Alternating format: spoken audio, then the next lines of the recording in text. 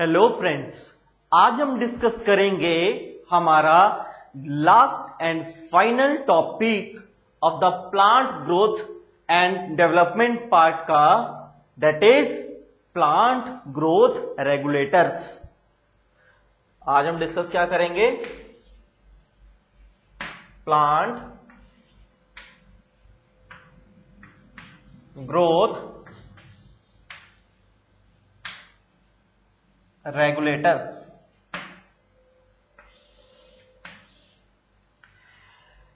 Plant की initially growth कैसे होती है, डेवलपमेंट कैसे होती है, आपको मैं प्रीवियस वीडियो में बता चुका हूं। ग्रोथ के कौन कौन से फेजेस हैं, प्लांट के डेवलपमेंट के कौन कौन से फेजेस हैं, ये भी अर्लियर वीडियोस में हम डिस्कस कर चुके हैं। जिसने वो वीडियो ना देखी हो, उन वीडियोस को देखकर कंप्लीट इंफॉर्मेशन ले सकता है। लेकिन प्लांट की ग्रोथ ह्यूमन की ग्रोथ की तरह ही एक टाइम पर स्टॉप हो जाती है। ऐसा क्यों? उसका रीजन है, प्लांट अगर एक टाइम पर अगर स्मॉल है, उसका फिजिकल, उसका मॉर्फोलॉजी या फिर उसका एनाटॉमिक पार्ट बिल्कुल स्मॉल कंडीशन में है, तो कुछ टाइम बाद इंटरमीडिएटरी कंडीशन में आता है, फेज 2 में आता है, उसके बाद फेज 3 में मैच्योरेशन स्टेज में आता है। तो ऐसा क्यों होता है? उसको कौन कंट्रोल करता है और उसको कौन पुशअप करता है, उसको कौन रोकता है? एक पर्टिकुलर प्लांट की ग्रोथ को या फिर एक पर्टिकुलर प्लांट की ग्रोथ को कौन बढ़ाता है? इसी की आज हम डिटेल में हम पढ़ेंगे। प्लांट ग्रोथ, प्लांट पता है आपको, ग्रोथ मैं आपको बता चुका हूं। रेगुलेटर का मतलब होता है कंट्रोल करना। रेगुलेटर का मतलब क्या होता है? अगर मैं एक नॉर्मल आपको एग्जांपल से बताऊं, हमारे घरों में नॉर्मली फैंस हैं, जो सीलिंग फैंस होते हैं, आप देख सकते हैं कि उनमें एक रेगुलेटर लगा होता है। अगर आप उस रेगुलेटर को पुश करेंगे, कंसीडर अगर 0 पर है, 1 पर करेंगे तो थोड़ी सा तेज चलेगा आपका फैन, थोड़ा सा 2 नंबर पर करेंगे तो और तेज चलेगा, और 5 पर करेंगे और मैक्सिमम हो जाएगा। फिर दोबारा से 0 करेंगे तो दोबारा से न्यूट्रल हो जाएगा। मींस वो रेगुलेट कर रहा है, कंट्रोल कर रहा है। किसको? फैन को। और फैन को भी पर्टिकुलर किस फंक्शन को? फैन की स्पीड को कंट्रोल कर रहा है, राइट? उसी तरह से ही प्लांट्स के केस में भी हर एक चीज कंट्रोल की जाती है। That is word suggest is a regulator.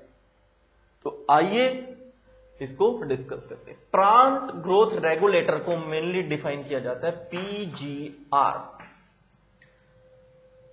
P stands for plant, G stands for growth, R stands for regulator. Plant growth regulator, right?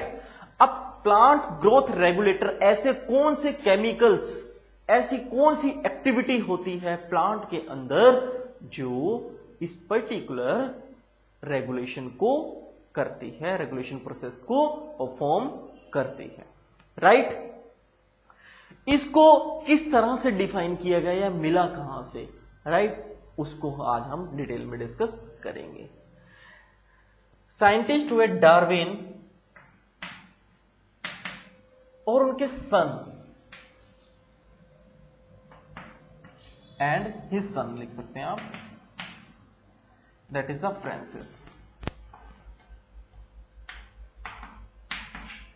Francis Darwin. And जो डार्विन हुए, उन्होंने जब वो स्टडी कर रहे थे, ये एक पर्टिकुलर रेगुलेटर्स की स्टडी नहीं कर रहे थे, वो एक पर्टिकुलर ग्रास के पार्ट की स्टडी कर रहे थे। That is the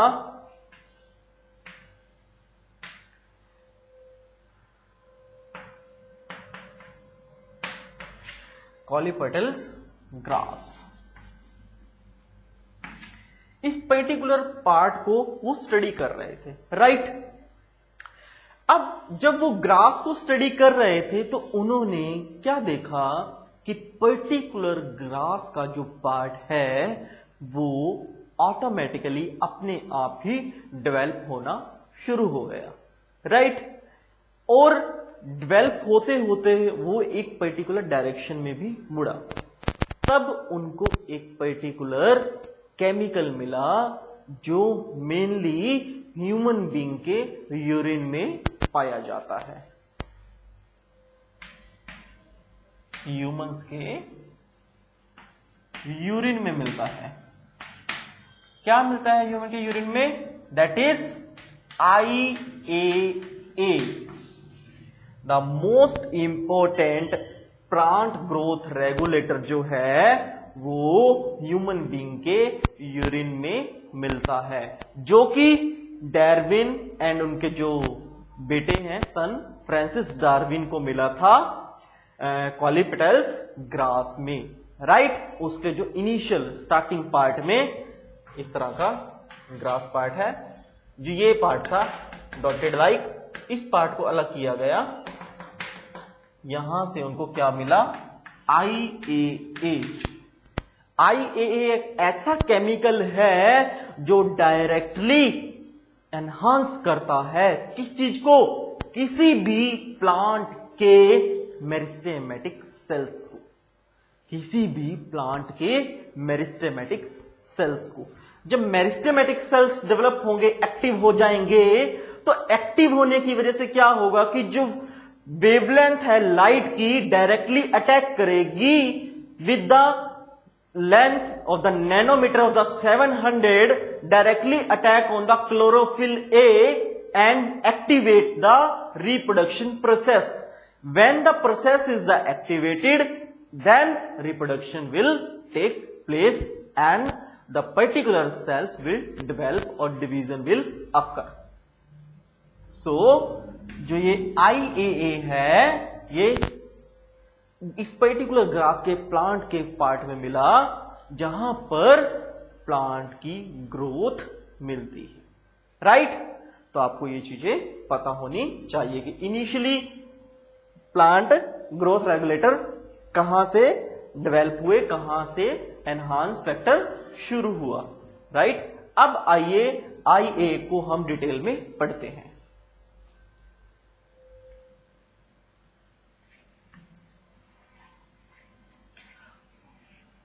plant growth regulators में हर एक चीज को बड़े ध्यान से सुनिएगा, बिकॉज ऑफ दैट ये आपकी इनिशियल आपके +1 में तो +1 और +2 में तो काम आएगा ही आएगा।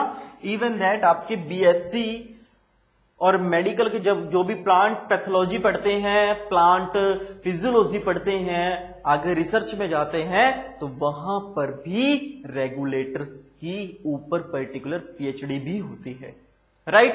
तो आइए हम पहला रेगुलेटर पढ़ते हैं, that is IAA। IAA IAA की फुल फॉर्म है इंडोल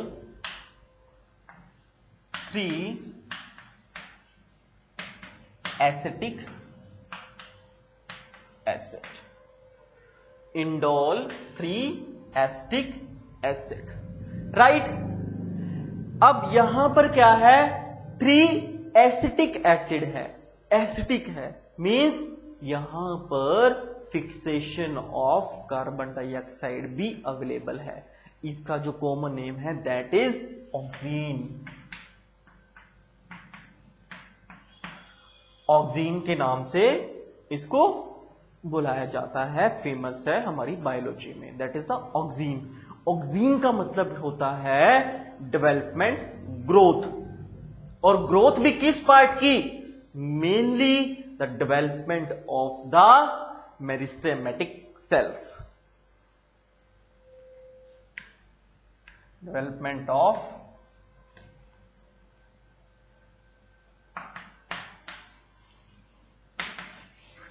मेरिस्टेमेटिक सेल्स। ऑक्सीन एक ऐसा प्लांट ग्रोथ रेगुलेटर है जब कोई भी प्लांट एक पर्टिकुलर स्टेज पर, एक तरह से ये कह सकते हैं कि न्यूट्रल कंडीशन में आना शुरू हो जाता है। अगर उस प्लांट को हम मतलब मैन मेड भी ऑक्सीजन अगर हम देते हैं, प्रोवाइड करते हैं, तो वो प्लांट ग्रो करना शुरू कर देता है। जब आर्टिफिशियल सीड्स भी बनाए जाते हैं लैब में, तब भी वहां पर हम IAA का ही यूज करते हैं, और जो फनल ट्यूब्स हैं उनसे ड्रॉपलेट हम वाटर में ड्रॉप करते हैं, तब हम वहां से क्या डेवलप करते हैं, आर्टिफिशियल सीड्स बनाने में इसका मेन यूज होता है।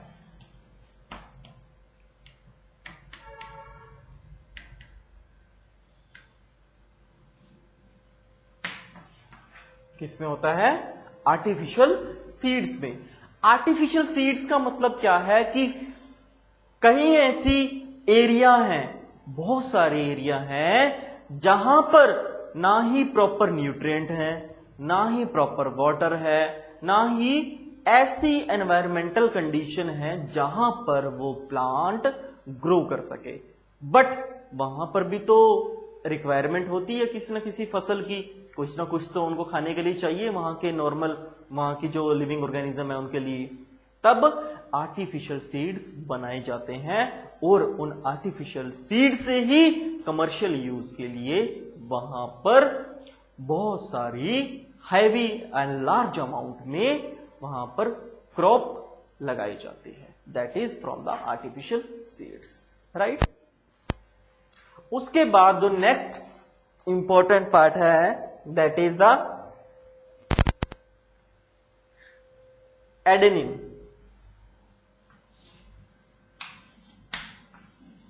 That is the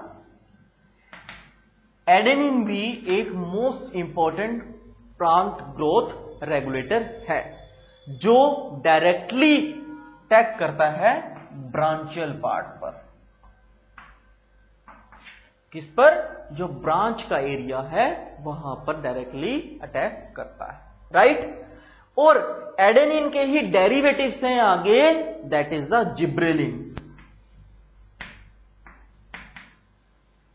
that is the gibberellin. Gibberellin क्या है, ऑक्सीजन की तरह ही ये प्लांट की ग्रोथ को एनहांस करता है। क्या करता है, प्लांट की ग्रोथ को एनहांस करता है। एनहांस मीन्स मतलब बढ़ाता है, कि जब भी प्लांट की ग्रोथ एक लिमिटेड टाइम पीरियड तक रुक जाती है, तो वो दोबारा से मेरिस्टेमेटिक सेल्स को एक्टिव करके उस प्लांट की ब्रांचियल ग्रोथ को आगे डेवलप करता है by the asexual reproduction, right. So gibberellin is the most important factor. तो उसके बाद जो प्लांट ग्रोथ को एनहांस करता है, थर्ड इज द साइटोकाइन्स।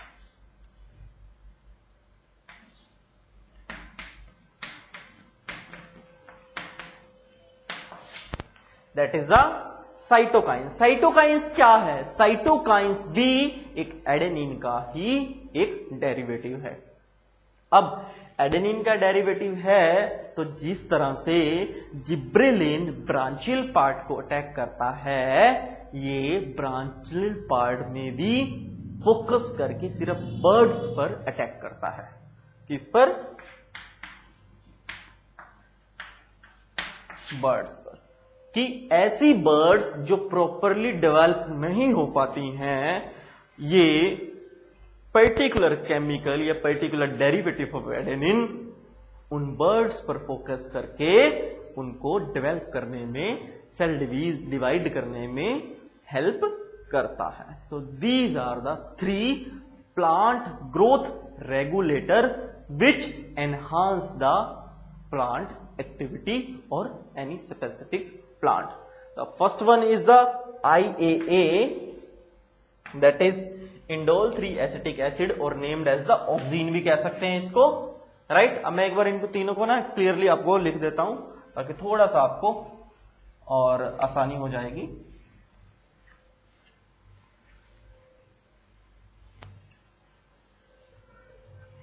कि कुछ एक प्लांट हैं जो ग्रोथ को एनहांस करते हैं, प्लांट ग्रोथ। सबसे पहला है ऑक्सीन, दूसरा है gibberellin,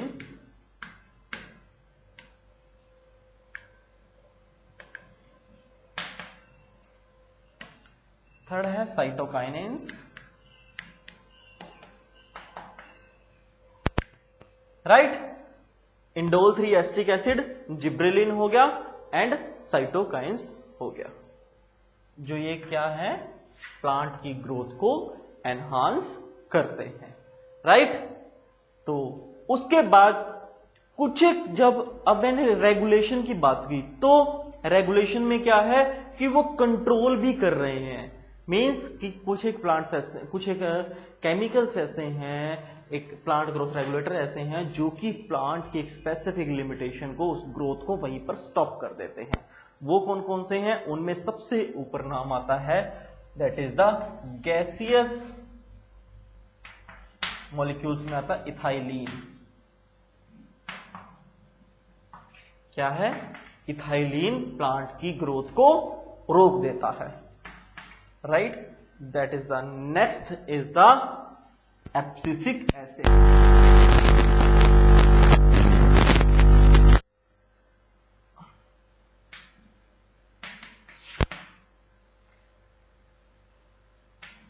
abscisic acid, ethylene and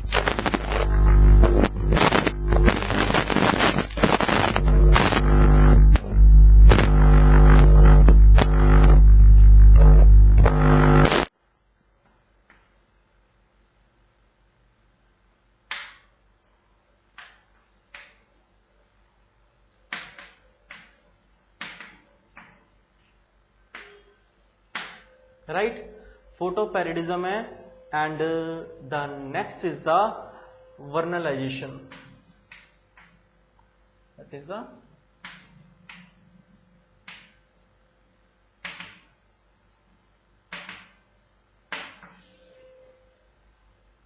ठीक है। अब फोटोपैरिडिज्म क्या है? फोटोपैरिडिज्म जब प्लांट डायरेक्टली रिएक्ट करता है किसके अगेंस्ट? लाइट के अगेंस्ट। फोटो जहां पर बात आ रही है ना, तो वहां पर लाइट की बात आती है। रिएक्शन अगेंस्ट लाइट, किसके अगेंस्ट? अभी हम फोटो इसको डिस्कस कर रहे हैं। लाइट के अगेंस्ट जब रिएक्शन देता है। अब रिएक्शन किस तरह से देगा? चाहे तो वो उसकी प्लांट की ग्रोथ एकदम से हायर हो जाएगी, या फिर बिल्कुल रुक जाएगी, या फिर बिल्कुल डाउन हो जाएगी। तीन ही रिएक्शन हो सकते हैं।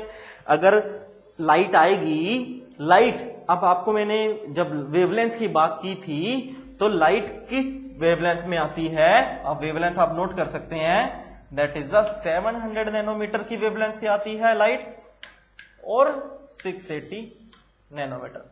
अगर 680 से आएगा तो PS2 में चला जाएगी कैटेगरी, और 700 से आएगी तो PS1 में, photo system 1 and photo system 2, right. अब यहां पर 3 रिएक्शन होते हैं प्लांट के। देखिए फोटोपैरिडिज्म का क्या मतलब है कि 3 रिएक्शन होंगे प्लांट के। पहला, या तो प्लांट प्रॉपरली ग्रो करेगा, राइट। दूसरा, या तो प्लांट डेड हो जाएगा, राइट। या फिर डेड मींस ये कह सकते हैं कि जो है उससे थोड़ा सा डाउन चला जाएगा, डेड नहीं कह सकते completely, because that directly dead नहीं करता है कभी भी लाइट। और थर्ड है जो बिल्कुल रिएक्शन नहीं देगा, न्यूट्रल, भी जैसा है वैसा, कोई ना ही पॉजिटिव ना ही नेगेटिव। तो इन तीनों को क्या कहा गया है, आइए इसको मैं लिख देता हूं, आप नोट कर सकते हैं।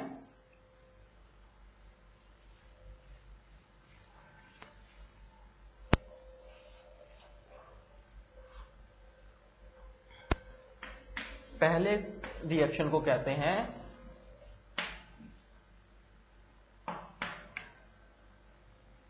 लॉन्ग डे प्लांट, नेक्स्ट को कहते हैं short day plant, and third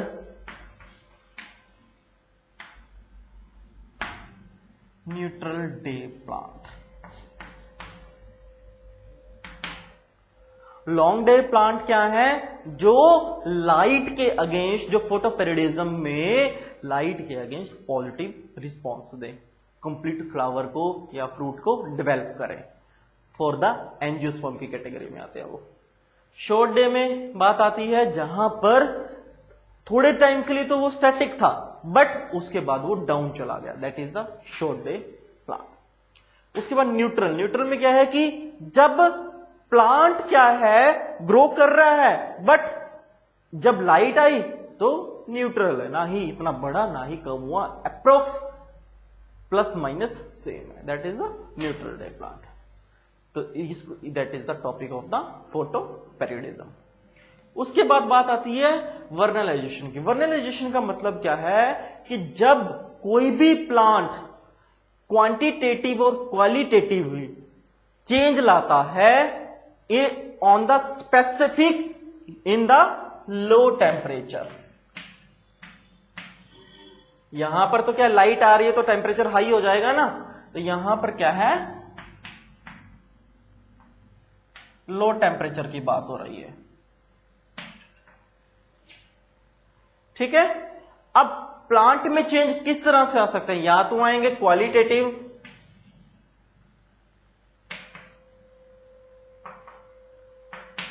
या आएंगे क्वांटिटेटिव।